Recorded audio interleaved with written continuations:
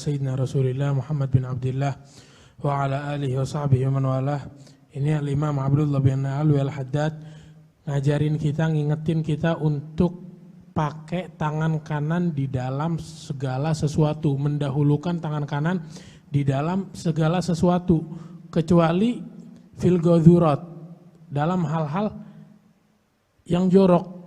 Contohnya membersihkan najis, izalatun najasah, istinja, atau masuk ke tempat yang tempat itu tempat kotor, masuk ke kamar mandi yang didahulukan baru yang kiri.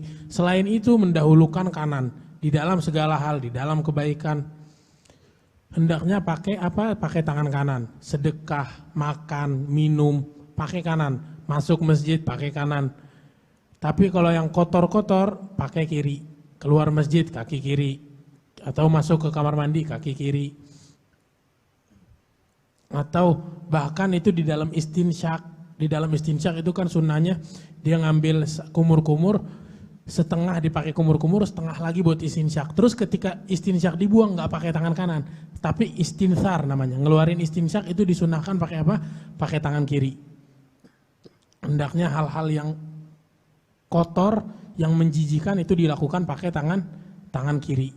Karena tangan kanan dipakai buat bersalaman, dipakai buat makan. Jadi kalau ada yang jorok-jorok, yang kotor yang dipakai tangan yang kiri. Ini menjelaskan kepada kita bahwa agama ini agama yang bersih. Mengajarkan kepada kita kebersihan walaupun di dalam hal yang detail. Yang orang nggak sadar, orang makan tangan kanan kiri sama aja. Tapi kita nggak, beda walaupun udah cuci. Dan itu pun disunahkan cuci tangan. Bukan artinya makan pakai tangan kanan nggak perlu cuci tangan lagi, enggak. Tetap disunahkan cuci tangan. Terus kalau bersin, hendaknya salah satu adabnya bersin apa? Kalau bersin suaranya dipelanin. Bukan bersin itu orang kalau bersin satu masjid kedengeran. Enggak, bersin idza atasta fakhfad biha sautak. Kalau kita bersin suaranya itu usahain jangan berisik, jangan ngeganggu orang. Itu satu, sunnah suara jangan dikencengin. Yang kedua, wastur famak, tutup mulut. Karena yang bikin suara kenceng orang bersin hacim, teriaknya mulutnya kebuka sambil teriak. Enggak, sunnahnya enggak begitu. Sunnahnya kalau orang bersin mulut ditutup, keluar dari hidung. Kalau keluar dari mulut ya makanya itu suaranya kencang. Makanya itu berisik. Itu sunnahnya bersin. Satu, suara dipelanin. Yang kedua, mulut ditutup. Yang ketiga, setelah kita bersin kita baca alhamdulillah.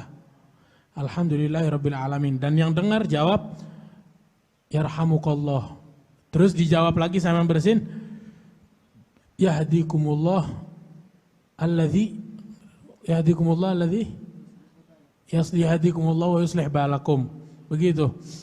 Itu dikatakan orang kalau ngingetin orang ngucap hamdalah.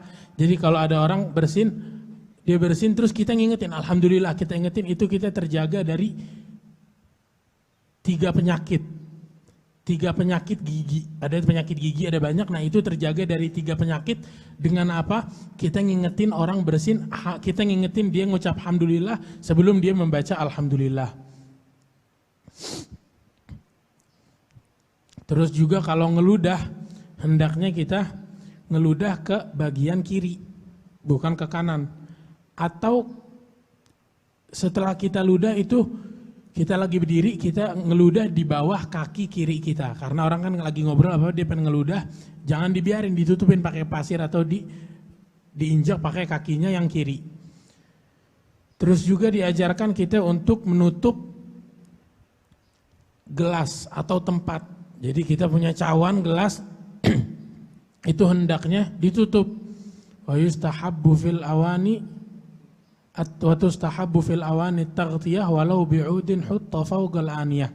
Itu disunahkan mustahab kalau ada tempat yang isinya air itu ditutup, pakai tutup.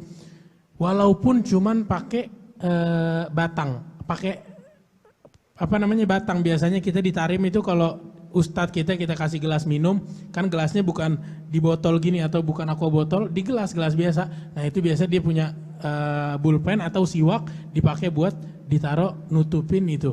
Ngambil apa? Sunnah yang remeh, tapi itu adalah sunnah karena orang ingat oh sunnah ditaruh. Walaupun cuman pulpen biasanya ataupun siwak atau apapun itu ditaruh. Kalau nggak ada tutupnya, kalau ada tutup lebih bagus.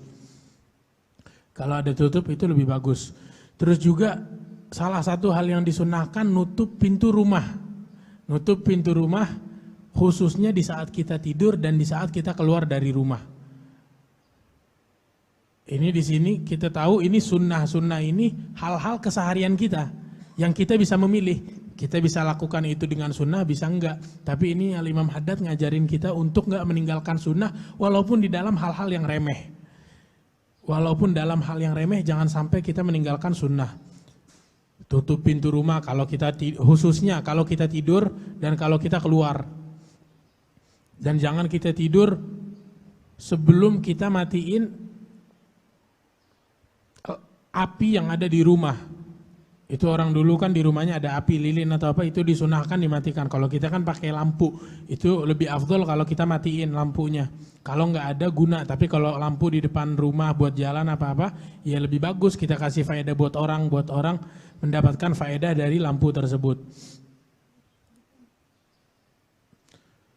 Terus kalau misalkan ketika kita berpagi ada di baskom atau di gelas air yang enggak ketutup, yang enggak ada tutupnya, itu jangan kita minum. Jangan kita minum. Terus kita apain ini air? Kita gunakan sebagaimana air yang najis. Padahal ini air tohir, tapi kita perlakukan air tersebut seakan-akan ini air yang mutanajis, air yang kena najis. Dipakai buat menghilangkan, dipakai buat disiram pepohonan atau apapun itu. Jangan dipakai buat diminum, kata Imam Haddad. Kenapa? Fisti'malihi khotor. Di dalam menggunakan air itu buat minum itu bahaya.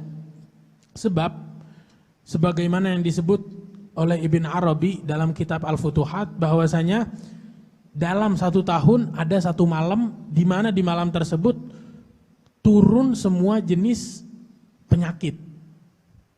Lailah mubhamah, malamnya orang nggak ada yang tahu malam apa, bukan malam tertentu, enggak, bebas, bisa jadi malam ini, bisa jadi besok, bisa jadi kemarin, bisa jadi seminggu lagi. Dalam 1 tahun tuh ada 1 malam.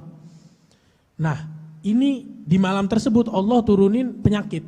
Nah penyakit ini nggak ngelihat tempat yang kebuka kecuali dia bakal masuk. Dia bakal turun masuk ke air tersebut, bercampur sama air tersebut. Makanya Rasulullah ngajarin kita untuk apa? Nutup gelas, nutup tempat yang dalamnya terdapat air. Terus disebut juga oleh Imam Haddad, kalau kita nggak punya penutupnya paling enggak kita taruh kayu. Kayu yang melintang di atas apa? Di atas tempat air tersebut. Dan kita baca bismillah, bismillah. Terus sisanya tawakal 'alallah, innallaha yuhibbul mutawakkilin. Ba'du.